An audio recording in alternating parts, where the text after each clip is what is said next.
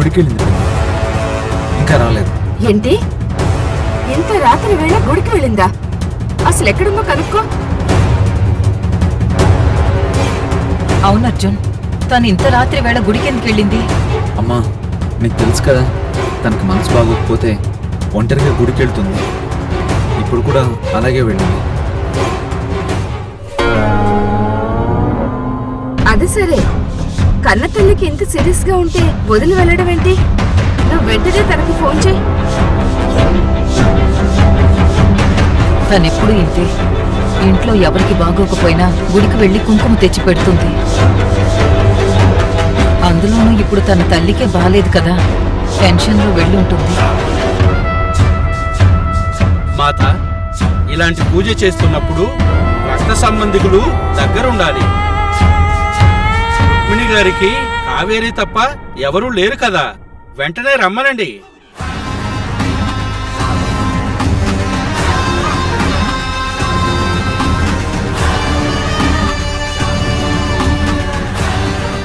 అర్జున్, ఒకసారి కావేరికి ఫోన్ చేసి ఎక్కడుందో కనుక్కో.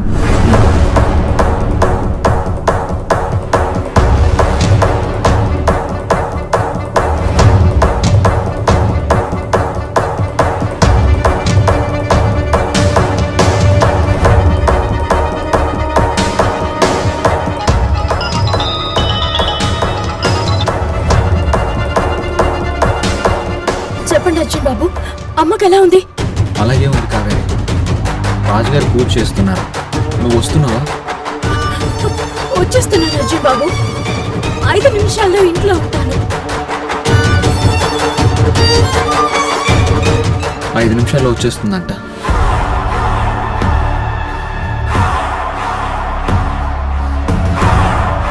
అమ్మయ్యా, ఇక మన లోకానికి మనం వెళ్ళిపోవచ్చు.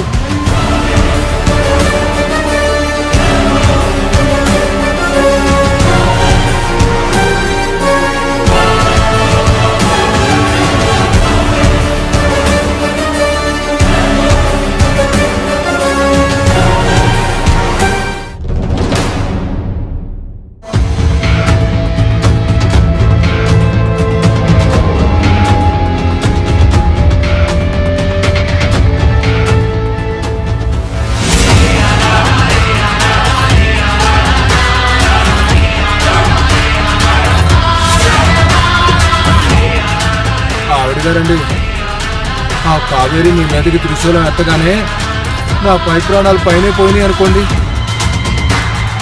ఆవిడగారండి, వెంటనే ఇక్కడి నుంచి దూరంగా వెళ్ళిపోదామండి. ఉన్న డబ్బులతో హాయిగా బతకొచ్చు. నా మాట వినండి. చాలాపు, నువ్వు అలా నా కోపం తెప్పించావంటే బ్రతికుండగానే పోస్ట్ మార్టం చేసి పెడతాను. అమ్మా, నీ పగ తీరేదెప్పుడో గాని ఈలోగా వీళ్ళందరితో దెబ్బలు తినలేక చస్తున్నాను.